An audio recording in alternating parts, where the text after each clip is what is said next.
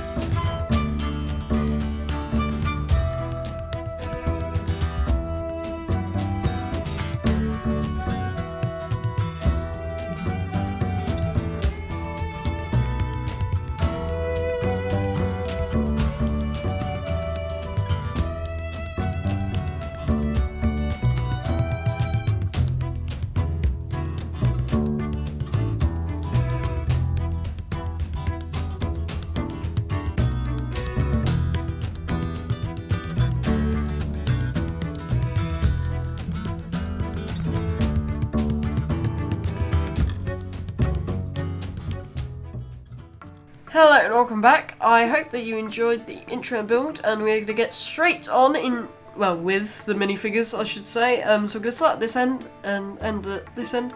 So we are starting with like the cattle and the sort of like wheat, I'm presuming, carts with like the dove in it. The wheels do move, which is quite nice, so you can actually get it to move a little bit. We have like a little bit of wheat that looks strangely like a step or a seat. We have a lamb or a baby goat, so quite cute actually. I thought that was quite a nice little thing that they've added. We have got, this is supposed to represent a tavern specifically because we have the Tavern Keeper with his brown hair, brown apron and blue trousers.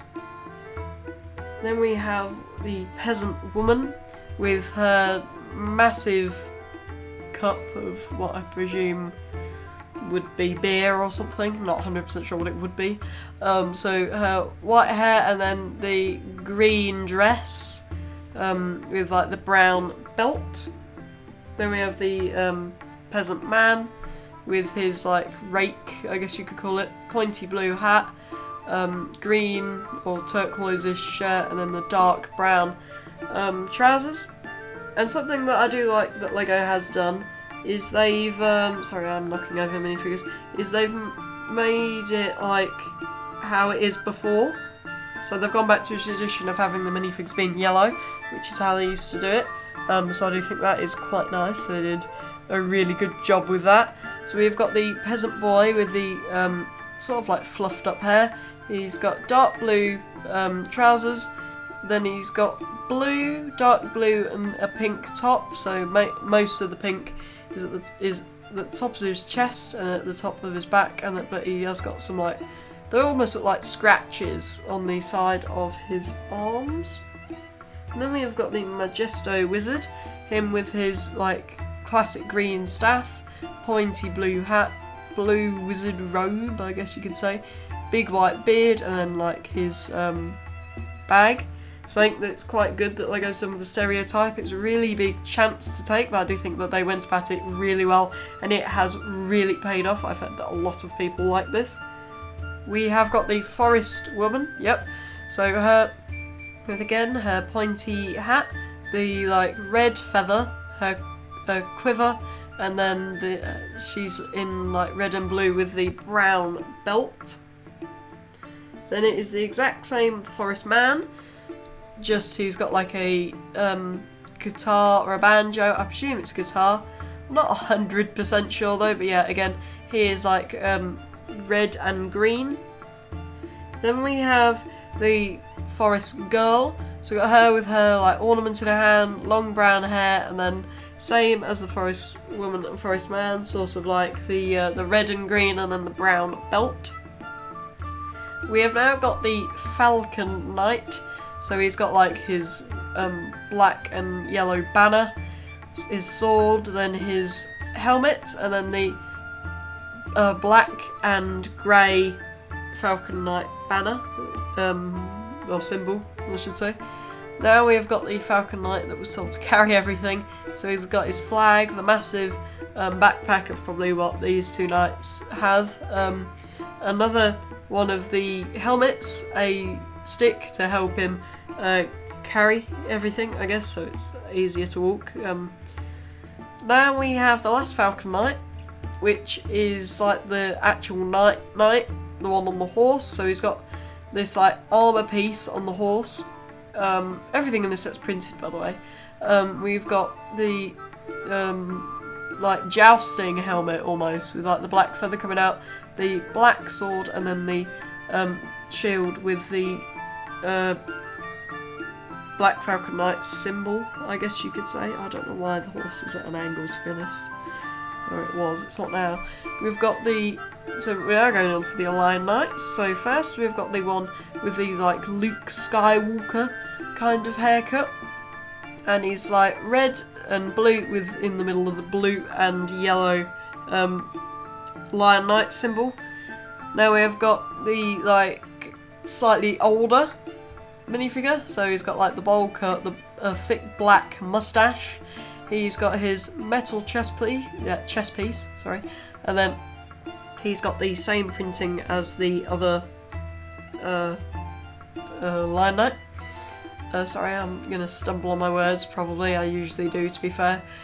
So we've got one of the other Lion Knights. The only real difference between the first one and this one is that A, it's a she, and B, this minifigure has a iron helmet, which the other one does not. Now we have like the horn blower, I guess you could say, with like a blue type of like flag. The horn is gold by the looks of it, metal helmet, and then the same armour as the other Lion Knights. We have got two of the two Lion Knight archers. So one's a man, oh no, they're both women. So they've got the pointy helmets, the bows, the quivers, and then the same armour as the other Lion Knights. I'm going to put these in front. I'll probably put the next few in front. A, because it gets them a bit closer to the camera, and B, because then it would definitely mean that the rest of these don't fall. Putting these here was a pain to make sure they didn't fall.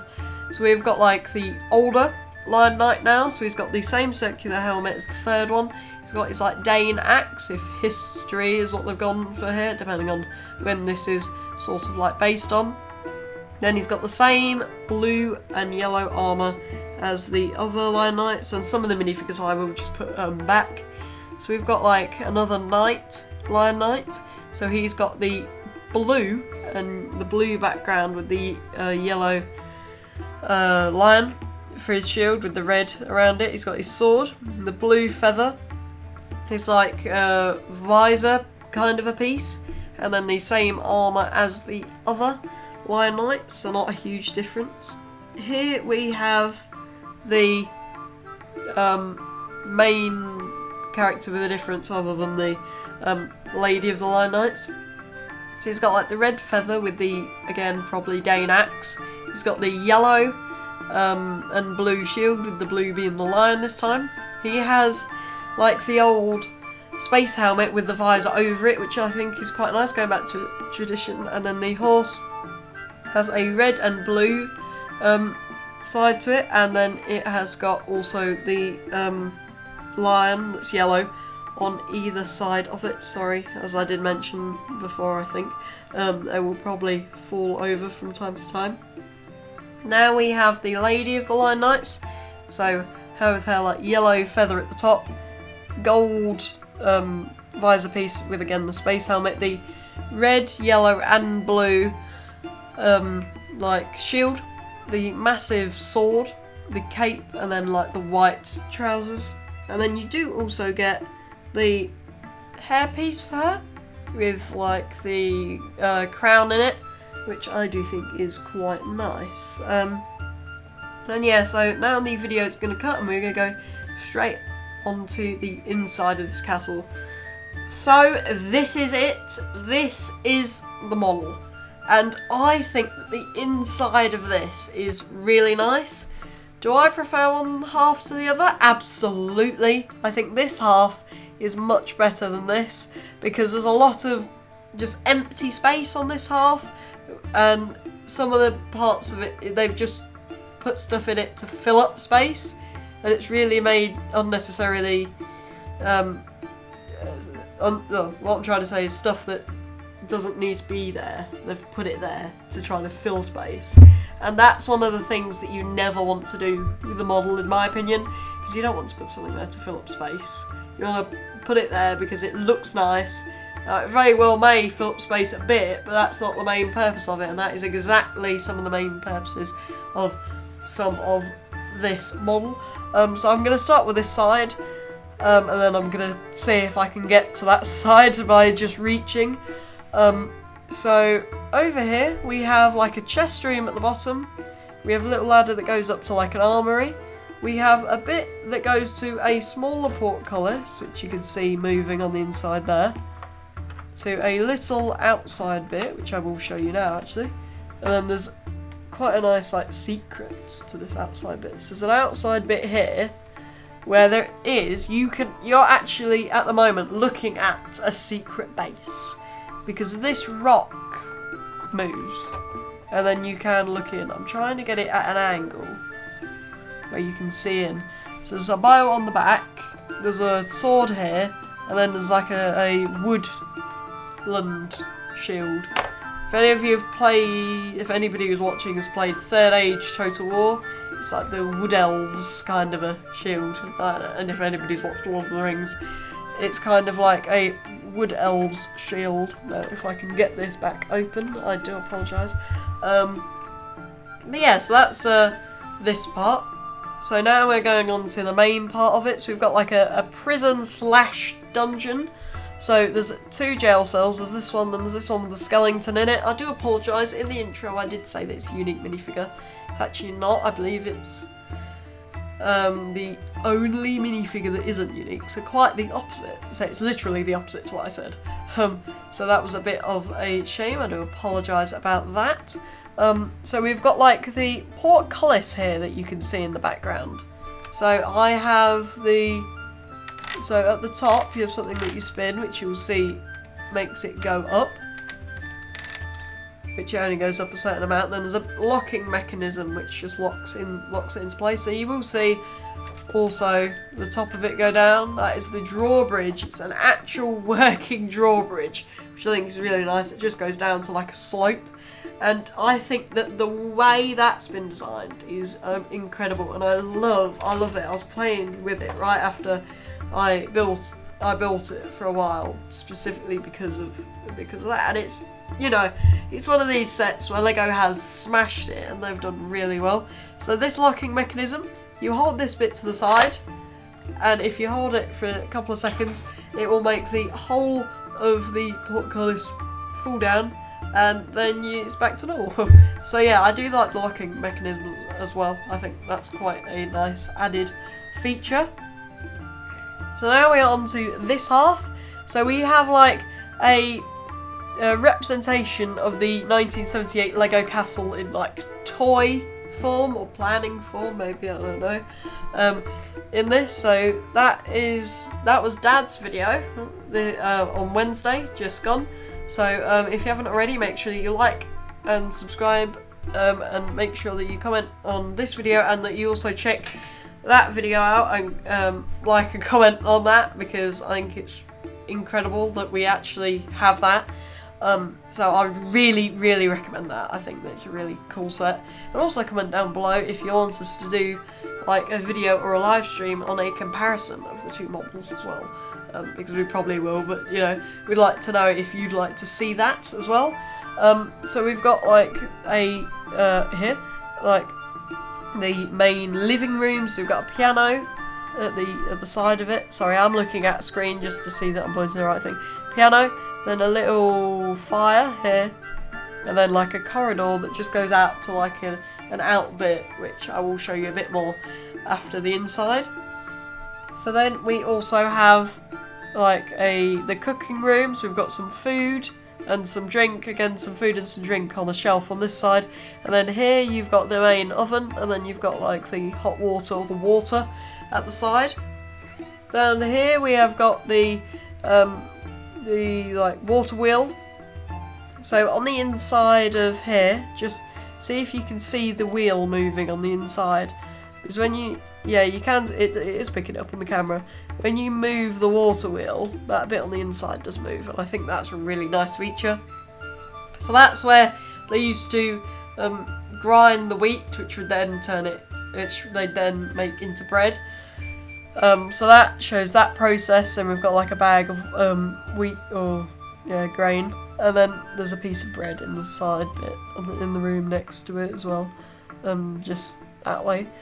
Now up here we've got like the main dining room with 3 of the old shields in the back. Now we've got the like 2 big chairs, and then it looks like the preparation of a feast in the middle of it. So we've got a watchtower here, and then a watchtower here. There are 2 different flags. We have the flags sort of facing the same way. The reason that some of them will be moved is looking the other way. So of course when you put that in, it's then facing that way. and that is the way that we would have it usually, until we find a shelf for it to go on, or maybe we'll put it on something where it can actually all sit in, but I guess we will see. So here we have got like the Lady of the Lost Lion, Lady of the Lost Lion Knights, Lady of the Lion Knights, like quarters. So she's got the big bed, the carpet, the fire, and then the like desk with a book and quill. So I'm going to turn this around, show you the outside, show you one more secret feature, and then that will be the end of the video, I believe. Just making sure they are locked in place. There we go, that's what I'm looking for, just to make sure they don't move while I'm moving this. So this is like the outside that I was talking about. So it's a small little like wall to the castle. You've got a stairway going up to like this bit here, which would be where an archer can go. Now you might be able, yeah, you can see this food stall. This opens to a secret trapdoor, which goes to a secret base, which I'm going to try to open for you, if I can get it open. It's this like crack in the wall here. That shows you where to open it. If I can get it open, we have on this side, I believe, yep, the inside of a secret base, and I think that's really nice. The side on this side is just empty space, I believe. So we have got a ladder going up the side with a target on behind it as well.